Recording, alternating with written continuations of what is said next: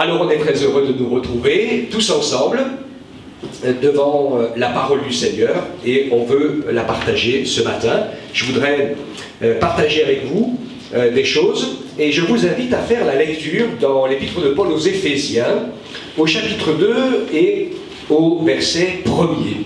Il y a de nombreuses semaines que ce texte avait parlé à mon cœur et il est vraiment revenu à ma pensée très fort ce matin. Et je pense que c'est bien qu'on puisse s'arrêter, partager sur ce sujet tous ensemble. Donc nous lisons. Pour vous, vous étiez morts par vos fautes et par vos péchés, dans lesquels vous marchiez autrefois, selon le cours de ce monde, selon le prince de la puissance de l'air, cet esprit qui agit maintenant dans les fils de la rébellion. Nous tous aussi, nous étions de leur nombre, et nous nous conduisions autrefois selon nos convoitises charnelles. Nous exécutions les volontés de notre chair et de nos pensées, et nous étions par nature des enfants de colère, comme les autres. Mais Dieu qui est riche en miséricorde, à cause du grand amour dont il nous a aimés, nous qui étions morts par nos fautes, il nous a rendus à la vie avec le Christ. C'est par grâce que vous êtes sauvés. Il nous a ressuscités ensemble et fait asseoir ensemble dans les lieux célestes en Christ Jésus, afin de montrer dans les siècles à venir la richesse surabondante de sa grâce par sa bonté envers nous en Jésus-Christ. C'est par grâce en effet que vous êtes sauvés, par le moyen de la foi. Et cela ne vient pas de vous, c'est le don de Dieu. Ce n'est point par les œuvres, afin que personne ne se glorifie, car nous sommes son ouvrage, nous avons été créés en Christ Jésus, pour des œuvres bonnes que Dieu a préparées d'avance, afin que nous les pratiquions. Amen. Donc je ne vais pas revenir ce matin sur les œuvres bonnes et sur les bonnes œuvres, je m'y étais arrêté déjà il y a quelques semaines, mais je voudrais que nous puissions regarder ensemble ce texte avec trois parties différentes qui sont bien inscrites ici, qui nous parlent en premier de notre nature et de notre vie ancienne, comment nous vivions avant de connaître Jésus, ce que Jésus a fait, ça c'est la deuxième partie, et comment nous entrons dans ce que Jésus a fait, et c'est important de nous emparer de l'œuvre du Seigneur par la foi, et puis ensuite de nous disposer, de nous préparer, et de laisser l'Esprit de Dieu œuvrer en nous pour que nous soyons en train, au fur et à mesure, d'accomplir ce que le Seigneur a prévu, pensé pour chacun d'entre nous. Amen. Alors, nous sommes tous différents. On est d'accord? Ok. Alors, avec une question. Qu'est-ce qui nous différencie les uns des autres? Alors, on va voir ensemble qu'il y a certainement plein de choses qui nous différencient. Alors, quelle peut être la première des choses qui va nous différencier les uns des autres? L'apparence physique. Alors, j'ai écouté quelqu'un qui a dit la sexualité, le sexe, hein? Donc, homme ou femme, déjà. L'apparence physique, ouais. Donc, voilà. Alors, si on prend l'apparence physique, ça c'est juste pour les photos en noir et blanc. Hein? Autrement, il y a aussi la couleur de peau, hein? Peut-être la culture, le niveau social, notre taille, nos talents. Il y en a qui sont doués pour la musique, il y en a pour la peinture, d'autres pour la plomberie, ou la construction. Le caractère, l'âge, ça en fait des différences. Oui, on a plein de différences. Je ne vais pas utiliser la forme de notre visage, par exemple, parce que là, on est tous complètement différents. Hein. Chacun, nous avons notre visage, bien que nous ressemblions en général à nos parents. Voilà. Mais plutôt sur ces grandes choses ici. Alors, j'ai fait exprès parce que c'est logique, hein, on connaît ici les différences. Ce que je voudrais dire, c'est que quand on insiste sur ces différences-là, vous savez que, alors à cause de cela, finalement, les hommes, les femmes, les blancs, les noirs, tout le monde se cloisonne dans son cantonnement avec ses amis.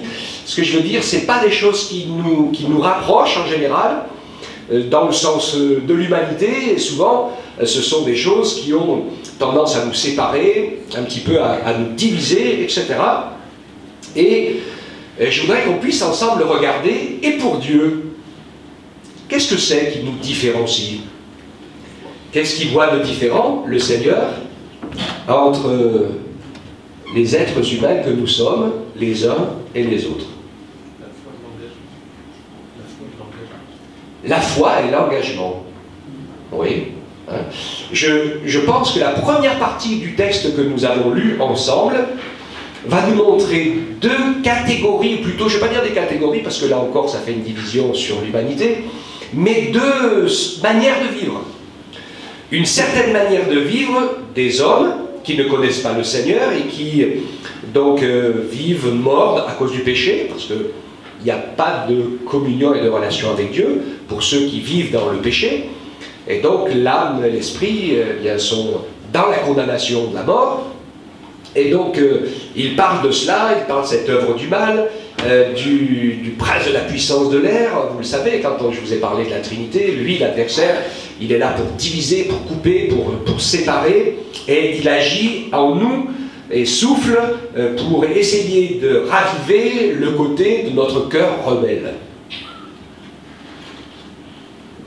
Est-ce que nous avons un cœur rebelle? Alors on essaye, j'espère, hein, on va voir tout à l'heure qu'avec la foi dans le Seigneur, on va faire attention de travailler pour que justement notre marche avec le Seigneur contrecarre notre vieille nature qu'on doit faire mourir. Hein, mais c'est vrai qu'autrement, la parole de Dieu montre que quand on vit sans Dieu, sans sa parole, sans le respect pour les choses comme Dieu les a faites, eh bien nous sommes ce que la Bible appelle des fils de la rébellion. Et aujourd'hui, eh bien, il y a beaucoup de cette révolte, de cette rébellion.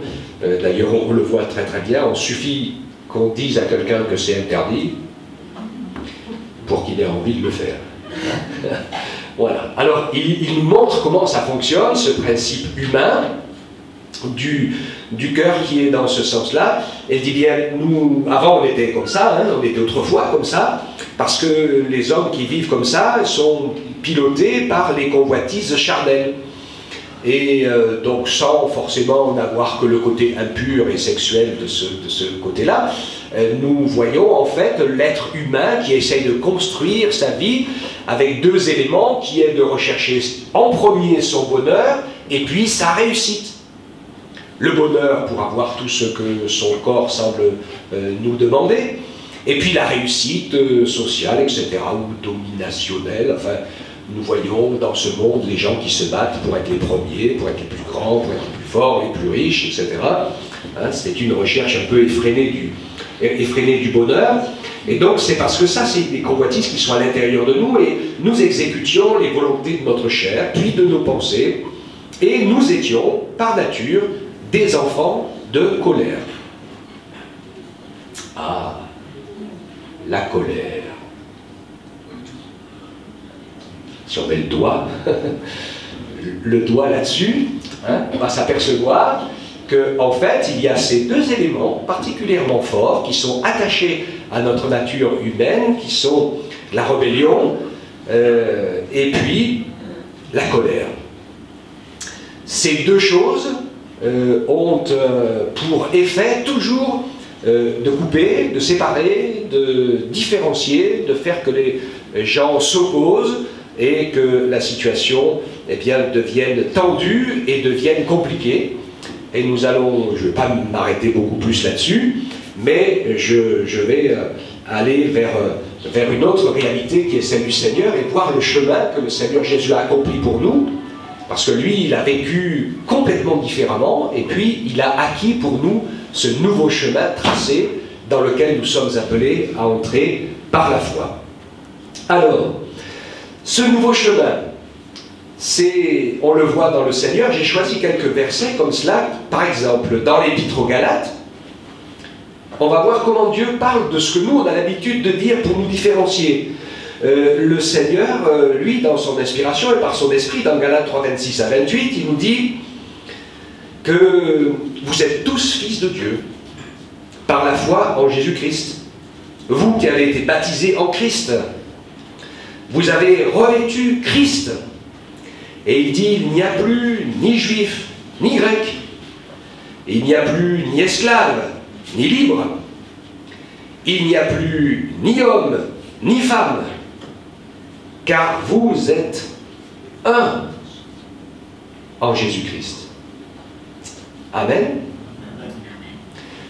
Alors, on peut s'y arrêter quelques instants, parce que nous sommes bien toujours hommes et femmes, que je sache, tant que le Seigneur ne nous a pas donné un corps glorifié, ça ne s'arrêtera qu'après, mais c'est important quand la parole de Dieu dit ça, parce qu'elle nous montre que pour Dieu, quand on reçoit le Seigneur Jésus dans notre cœur comme notre Sauveur, devant lui, dans son amour, nous devenons tous égaux, en valeur, en personne, aussi avec des talents que Dieu nous a donnés, tout en demeurant tous différents. D'accord?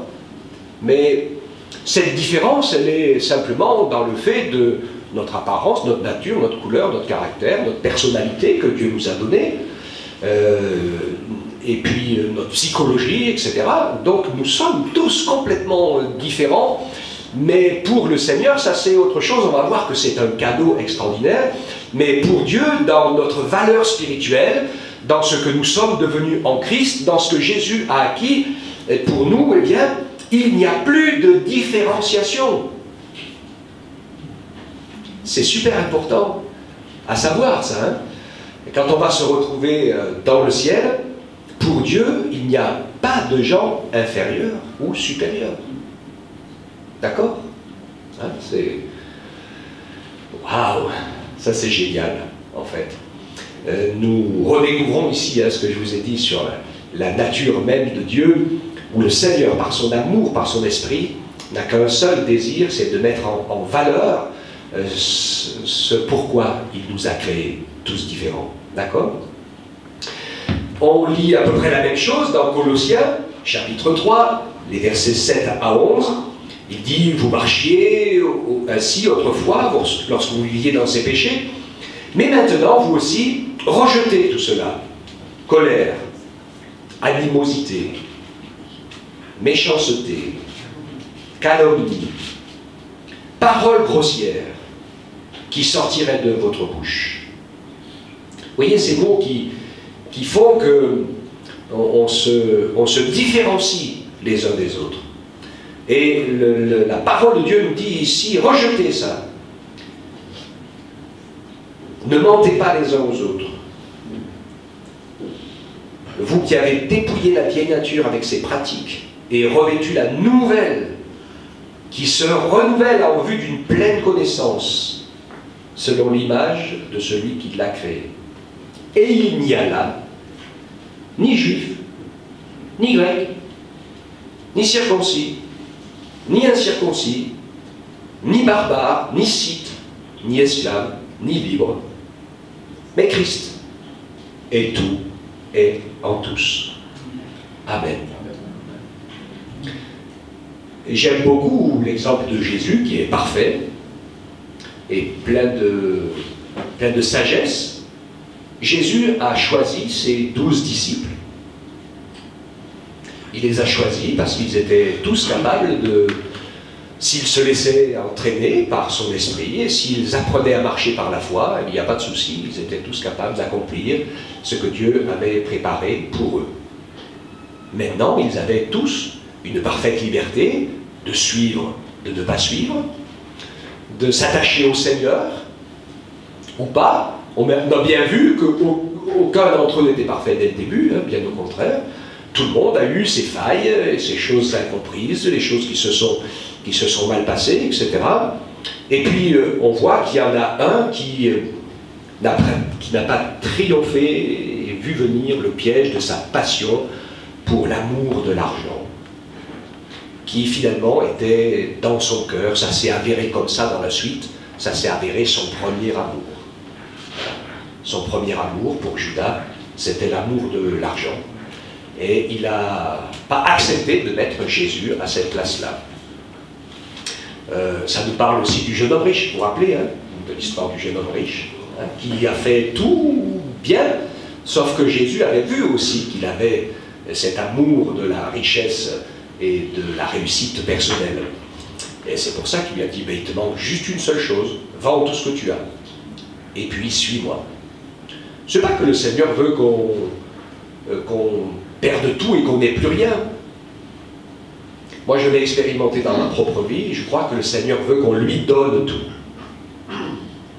Et si on a appris à tout lui donner, eh bien, il y a des choses dont on a besoin pour vivre, donc qu'il nous redonnera après. Mais c'est plus pareil. Vous comprenez, hein? Parce qu'on a appris à lui donner en premier. Voilà. Donc Dieu nous a fait et nous a créés volontairement tous différents.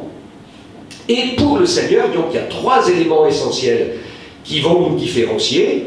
C'est l'ancienne vie de colère, de rebelle, qui conduit au jugement. Ou alors, un choix merveilleux qui est de saisir son pardon et sa grâce, en travaillant pour abandonner notre ancienne manière de vivre, et laisser le Saint-Esprit nous reconstruire par sa grâce. Et ça, c'est bien. Et puis, il y a une autre étape, je crois, que Dieu veut pour chacun d'entre nous, c'est qu'il veut nous faire aussi entrer par la foi dans cette nouvelle vie faite des œuvres qu'il a préparées d'avance. Il attend que nous accomplissions une œuvre, un service, des choses pour lui, dans son plan et dans sa volonté. Je ne crois pas que la finalité de la vie chrétienne, ce soit simplement de croire au Seigneur et puis de le prier avec foi pour qu'il s'occupe de nous, pour que notre vie réussisse bien et que tout se passe bien, tranquillement, jusqu'à son retour. Personnellement, je crois que si on s'arrête là, il y a quelque chose qui n'est pas logique, qui n'est pas normal. Le Seigneur veut que notre foi nous pousse, à notre tour, chacun, à devenir en quelque sorte comme des parents dans la foi, à déterrer nos talents, et que ces talents que le Seigneur a mis, et son Esprit Saint, et les choses qu'il a préparées, eh bien, soient l'occasion d'être la bénédiction pour les autres. Alléluia. J'espère que vous êtes d'accord avec moi là-dessus. Hein? Voilà. Alors, je vais passer rapidement, puisque je m'y suis arrêté, hein, sur le côté de l'ancienne vie. Alors c'est bien parce qu'il n'y a pas de jugement, le Seigneur il nous le dit, hein, faut pas, vous racontez pas des histoires, nous étions comme ça avant de nous repentir de nos péchés. Là où ça n'a pas marché pour des grands personnages religieux du temps de Jésus par exemple, c'est qu'ils ne sont jamais passés par cette étape de la repentance et ils ont continué à pratiquer leurs propres œuvres en se mettant eux-mêmes en valeur, en disant que voilà, par leur spiritualité, eh bien, ils étaient supérieurs aux autres. Mais ça, c'est du pipeau pour Dieu, ça n'a aucune valeur. La seule chose qui a de la valeur pour le Seigneur, c'est de le laisser travailler en nous. J'aime beaucoup, vous le savez, faire référence à 1 Corinthiens 13, et ce 1 Corinthiens 13 qui nous parle de l'amour, nous fait complètement faire la différence entre n'importe quelle belle action, œuvre, jusqu'au sacrifice de sa propre vie, qui n'a aucune valeur parce que c'est ce que nous avons compris, c'est ce que nous avons pensé, c'est ce que nous produisons, un petit peu comme Caïn, qui a offert ses œuvres à Dieu, pour dire, tu vois Seigneur, ce que j'ai fait. Hein? Ou la même chose, enfin ça peut paraître la même chose, mais Dieu voit la différence, qui est de simplement de pouvoir dire, quand on fait ces choses-là, c'est pas moi qui les fais, c'est Christ qui les fait en moi. Et finalement, c'est certainement plus difficile pour nous de laisser le Saint-Esprit travailler au travers de nous, plutôt que de faire les choses comme on les pense, comme on les voit, les uns et les autres. Mais je voudrais vraiment qu'on puisse être conscient que c'est important d'entrer dans ce salut par grâce que Dieu nous a donné, il est riche en miséricorde. C'est à cause de son amour qu'il nous a aimés, nous qui étions morts. C'est lui qui nous a sauvés. D'accord? Il a juste fallu qu'on lui dise « Oui, Seigneur, sauve-moi ». Mais aucun d'entre nous n'a pu se sauver lui-même. Personne. C'est le Seigneur qui nous sauve. C'est Jésus qui, en venant sur cette croix, a porté sur le bois et dans sa chair nos péchés, et qui est mort et ressuscité, et en mourant avec nos péchés, et en ressuscitant, en triomphant de nos péchés et de nos maladies, eh bien, il a fait ces choses pour nous. C'est pour ça que nous pouvons lire, il nous a ressuscités ensemble, il nous a fait asseoir ensemble dans les lieux célestes, et ce ensemble, c'est quoi? Ce ensemble, c'est moi et Jésus par le Saint-Esprit, toi et Jésus par le Saint-Esprit, parce que c'est le début, c'est comme ça que ça commence. Et puis c'est toi et moi, aussi, par le Saint-Esprit. C'est un ensemble toujours trinitaire. Hein? C'est pas que deux. Et c'est une réalité, ça c'est important, parce que pour beaucoup de gens, hein, ils disent ouais, tout va bien avec Dieu, c'est juste les autres qui vont pas. Et ça, attention. Hein? Je parlais tout à l'heure, en fait, de cette réalité. Je suis sûr que Jésus, par rapport à Judas, n'a fait aucune différence, et il a été jusqu'au bout fidèle à son choix, et sans problème, etc., pour dire que nous ne sommes pas appelés à faire les différences entre les uns et les autres, mais nous sommes appelés, et même pas à nous défendre si on nous attaque ou si on nous agresse. Le Seigneur est celui qui nous défendra, il prendra soin de nous. Ce que le Seigneur veut, c'est que nous puissions manifester son amour. Nous avons et nous sommes sauvés par grâce. C'est Jésus qui a accompli des choses en nous, et Jésus nous rappelle dans l'évangile de Jean, je n'ai pas écrit le verset, mais vous savez, vous le retrouverez, il dit « Sans moi, vous ne pouvez rien faire. Le sarment ne porte pas de fruits s'il ne demeure attaché au cep. » C'est la sève, hein, la vie de l'Esprit et la parole de Dieu qui va permettre au Saint-Esprit, eh bien, qui a simplement besoin d'un corps, d'une bouche, d'un cœur, d'une âme, de quelqu'un qui se met à sa disposition pour que nous puissions, comme nous allons le voir tout à l'heure, devenir une partie de Jésus en action, de manière physique. Et donc le Seigneur nous dit qu'il a fait cela pour montrer dans les siècles à venir la richesse surabondante de sa grâce. Ça me fait penser à cette parole de Jésus, de la Bible qui dit « Afin que les hommes voient vos bonnes œuvres et qu'ils glorifient votre Père qui est dans le ciel. » Vous savez ce que ça veut dire, ça? Ça, c'est les choses que nous faisons ensemble. Parce que quand je fais quelque chose tout seul, eh bien souvent c'est moi tout seul qui suis glorifié, hein, qui en ai la récompense. Et si on arrive à faire quelque chose ensemble, eh bien c'est l'ensemble qui est remercié, et quand c'est l'ensemble finalement qui travaille ensemble, eh bien c'est le Seigneur qui est remercié. Et je repense à l'exemple de l'équipe hein, qu'on a vu ce matin, qui travaille ensemble en bonne harmonie. Il faut accepter, des fois il faut prendre sur soi, c'est pas toujours évident, mais on le fait parce qu'il y a un objectif commun. L'objectif commun, c'est pas que je sois heureux dans mon activité, l'objectif c'est que je sois en train de faire ce que le Seigneur veut que je fasse, et que les gens que je sers soient bénis par le nom de Jésus. Alléluia.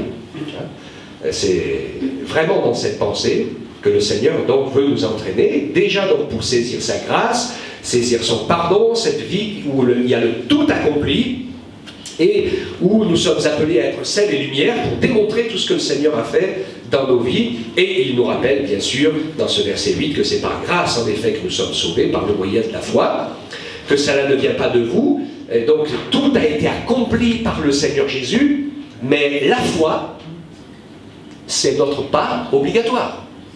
C'est notre oui, Seigneur. C'est j'entre dans l'alliance, j'accepte, je me donne à toi. Je veux que ma vie soit unie à la tienne pour te servir. Hein. Sans la foi, ça ne fonctionne pas. Hein. Sans la foi, on reste sur nos propres acquis personnels.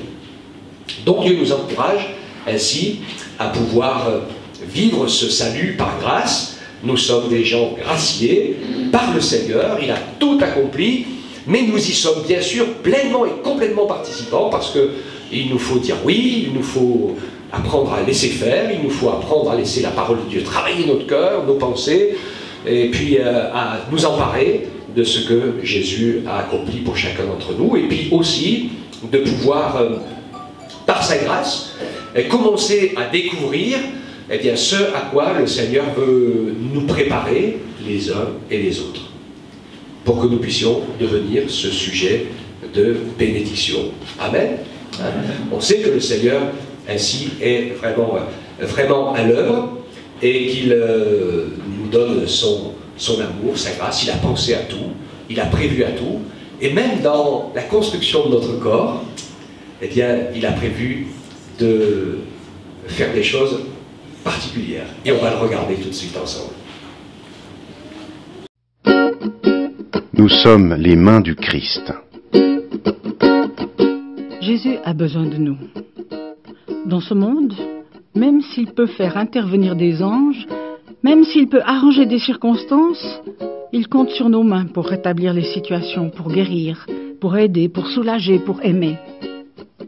Nos mains peuvent s'inspirer des siennes et une main est une excellente illustration pour représenter son action à travers nous. Les 5 doigts de la main fonctionnent en systémique. Ils sont continuellement en interréaction. Un seul doigt ne suffit que pour des actions très simples, mais dès qu'on veut faire quelque chose de plus complexe, il faut tous les doigts. Aucun des doigts ne ressemble à son voisin et chacun a une fonction bien spécifique. Le plus important, c'est le pouce. S'il manque, c'est difficile de se servir correctement de la main. C'est l'image de la compassion. Le plus important dans le travail pour nos proches est pour ceux qui sont loin. Le pouce donne aussi un sentiment de sécurité. Les personnes qui sont au contact de notre compassion sont sûres qu'on va les aider. C'est la plus importante qualité de Jésus. Il est compatissant. Avec l'index, c'est le 2e doigt le plus important. Une main peut être très efficace avec le pouce et l'index, même sans le secours des autres doigts. On a souvent utilisé l'index pour montrer que Jésus représente le seul chemin vers l'éternité. On utilise aussi l'index, par exemple, pour gronder un enfant. Fais attention, jeter à l'œil. C'est le doigt qui représente les limites. Et Jésus nous impose aussi certaines limites qu'on retrouve dans les 10 commandements. Pourtant, pour nous, l'index est surtout important en relation avec le pouce, avec la compassion. Pour être efficace, il faut les faire fonctionner ensemble, car notre compassion a aussi besoin d'avoir des limites. Ça vous étonne ? Certaines personnes peuvent tellement exploiter notre compassion que ça nous fatigue. Donc, il faut imposer des limites, savoir dire non. Les limites ne sont pas des barrières, mais elles travaillent toujours en interréaction avec la compassion. Le majeur est le doigt symbole de l'importance. Ce n'est pas pour rien qu'on l'utilise pour faire ce qu'on appelle un doigt d'honneur, qui en dit long sur le mépris qu'on peut avoir pour l'autre. Je suis plus important que toi, va te faire voir ailleurs.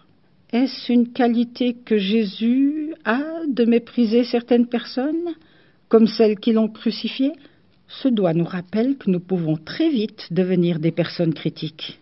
Jésus nous dit « Tu peux être important comme moi je le suis dans le monde, mais ça ne t'autorise pas à écraser les autres et à parler mal derrière leur dos. » Le 4e doigt s'appelle l'annulaire. Il porte l'anneau qui symbolise le lien du mariage, même si on le porte de moins en moins.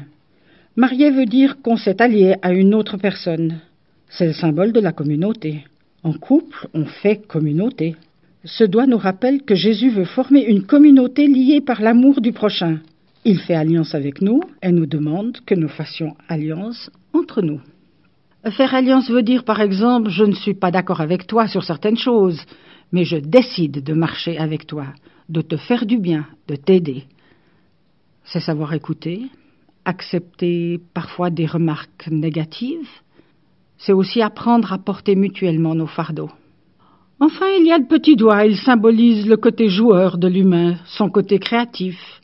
Il nous rappelle que Jésus est aussi créateur du monde. Et il nous appelle à être créatifs dans nos relations, dans notre famille, dans notre travail. Ce petit doigt nous rappelle aussi que nous devons cultiver l'humour. Rire de nos situations difficiles, c'est une bonne thérapie. Pourtant, ce serait idyllique de croire que nos mains ne font que du bien. Même si parfois il faut savoir se défendre, très souvent, soit on fait le poing dans sa poche, on n'ose pas dire les choses, ou bien on affronte nos semblables à coups de poing.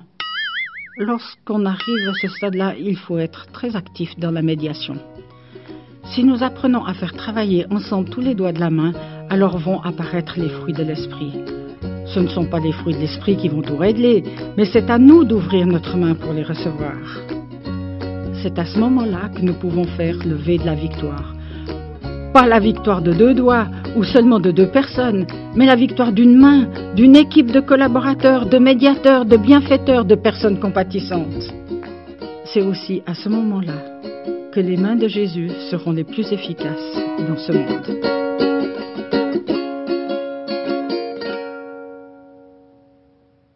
Seigneur notre Dieu, répands sur nous ta douceur. Rends solide le travail de nos mains. Oui, rends solide le travail de nos mains. Livre des Psaumes, chapitre 90, verset 17.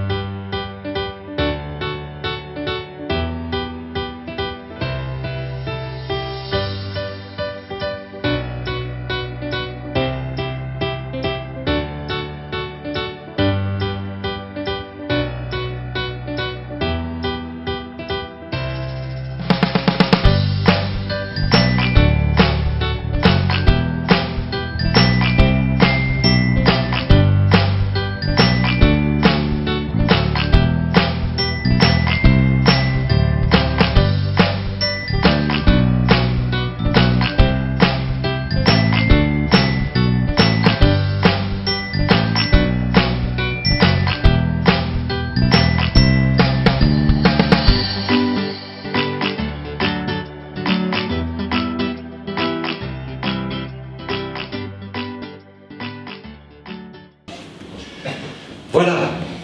Bon, ça a été. Alors, Marielle a trouvé ça sur le tome C, je crois. Hein. C'est ça, donc vous pouvez le retrouver. C'est intéressant, bien sûr, de voir au travers de la création les choses différentes que le Seigneur nous permet de vivre et de faire tous ensemble. Et je vous propose donc de terminer en lisant aussi ce passage au Colossiens, chapitre 3, les versets 12 à 17. Et il nous dit, ainsi donc, comme des élus de Dieu, saints et bien-aimés, revêtez-vous d'ardente compassion, de bonté, d'humilité, de douceur, de patience. Supportez-vous les uns les autres et faites-vous grâce réciproquement. Si quelqu'un a à se plaindre d'un autre, comme le Christ vous a fait grâce, vous aussi faites de même. Mais par-dessus tout, revêtez-vous de l'amour, qui est le lien de la perfection. Que la paix du Christ à laquelle vous avez été appelés pour former un seul corps règne dans vos cœurs. Soyez reconnaissants. Que la parole de Christ habite en vous avec sa richesse.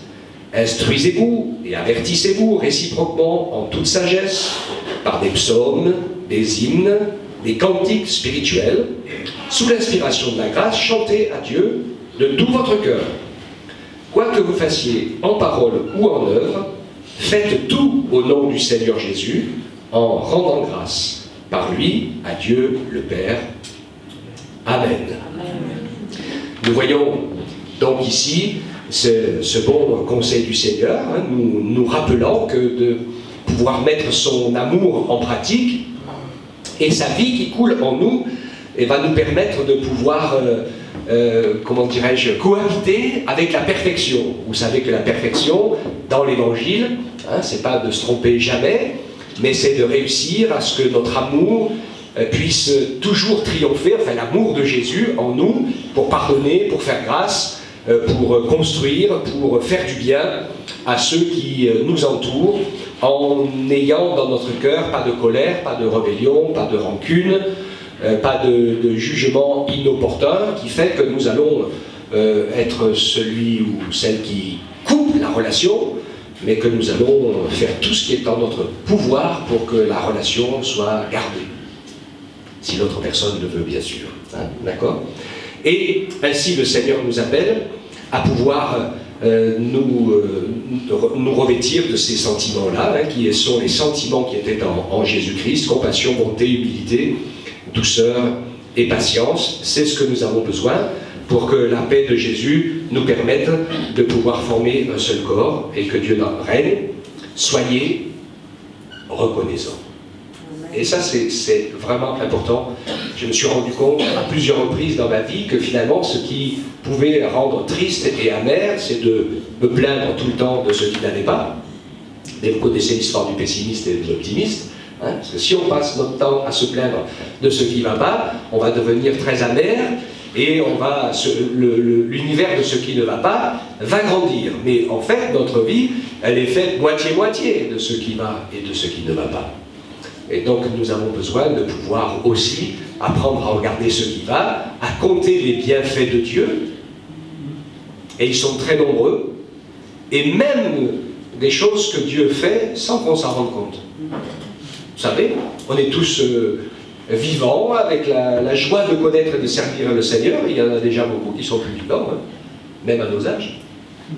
Donc tout est grâce du Seigneur. Soyons reconnaissants, que Dieu nous permette ainsi d'être reconnaissants pour son amour, pour sa grâce, pour le fait de nous avoir donné un nouveau chemin pour sortir de la misère, de la rébellion et de la colère, et que nous puissions nous y attacher de toutes nos forces, et que nous soyons reconnaissants au Seigneur pour sa patience, que nous soyons reconnaissants au Seigneur pour nos frères et sœurs, parce que nous ne sommes pas tout seuls.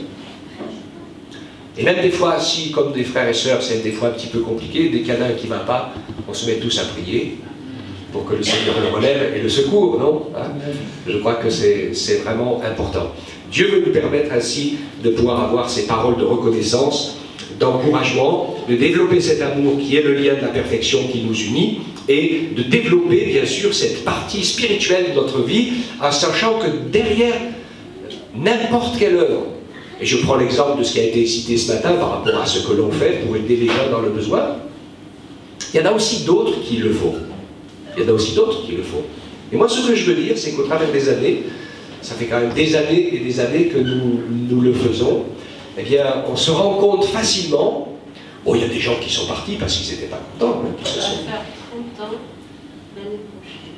30 l'année prochaine, hein, qu'on a commencé à aider les personnes, ouais, c'est ça.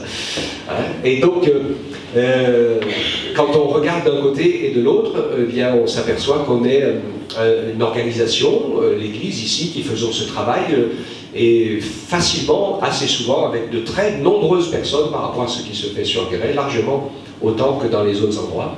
Et bien sûr, comme je dis, ça c'est comme toute vie, hein, il y en a qui sont partis fâchés, ça on ne peut jamais satisfaire tout le monde, mais dans la moyenne, je sais que on peut dire que les gens sont contents de venir ici, parce que c'est pas pareil.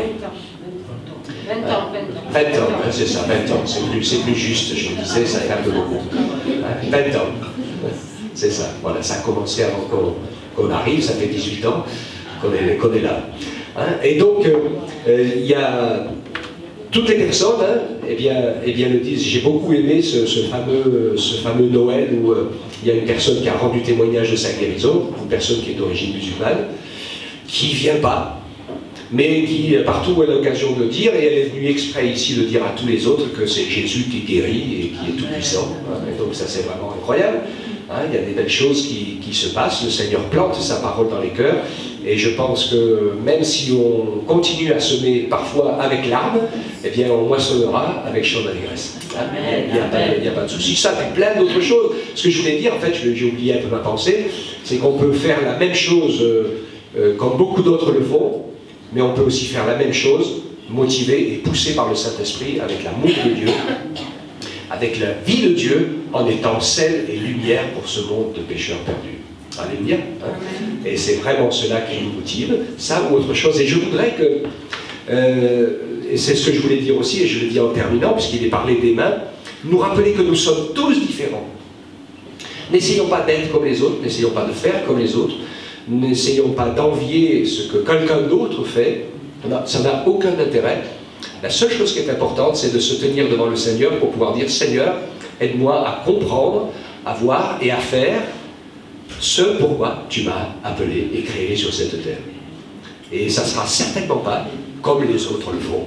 Et c'est ça qui est génial, hein, c'est la richesse de Dieu, qui nous peint un coucher de soleil différent tous les soirs, qui a fait tous les flocons de neige, il n'y en a aucun pareil, hein, ils sont des milliards à tomber ces derniers temps, hein, on a eu quelques milliards qui sont tombés, hein, mais quand il les regarde au microscope, ils sont tous de la même racine, mais il n'y en a aucun qui est pareil. Il n'y a que Dieu qui peut faire ça, hein, c'est vraiment incroyable. Donc ne cherchons pas à envier, à regarder ou autre, mais dans notre prière, de demander, Seigneur, tu as préparé des œuvres d'avance pour que je les pratique, change mon caractère, change mes pensées, change ma manière de voir et d'agir, et permets-moi de me mettre en action pour que ton esprit, au travers du chalumeau ou du flambeau que je suis, eh bien, puisse commencer à faire briller la lumière comme tu la veux. Alléluia. Hein? Et ça, c'est vraiment important parce qu'on sera heureux, on sera dans la paix, on sera dans la joie parce qu'on sera en train de vivre ce pourquoi nous avons été faits et on sera en train de l'apporter pour bénir les autres, pour les encourager, pour leur faire du bien. Parce qu'on sait que si je laisse l'Esprit de Dieu faire ce qu'il veut au travers de moi, ben ça va toujours être un petit coup de pouce pour quelqu'un, pour lui permettre de reprendre courage et d'aller de l'avant jusqu'au bout de la course, puisqu'il nous faut, et on le croit, de tout notre cœur, demeurer fidèle jusqu'au bout de la course que le Seigneur nous a tracé. Amen. Que son nom soit béni. On lui rend grâce et on le célèbre tous ensemble de tout notre cœur et on le remercie. Notre Dieu, notre Père, nous te célébrons et te bénissons. Tu es vraiment le Dieu Tout-Puissant, le Roi des rois. Ton amour est immense, on ne peut pas le mesurer. Et ton plan à notre égard est extraordinaire. Merci de nous avoir fait tous différents. Merci pour la richesse de ton Église, de ton peuple.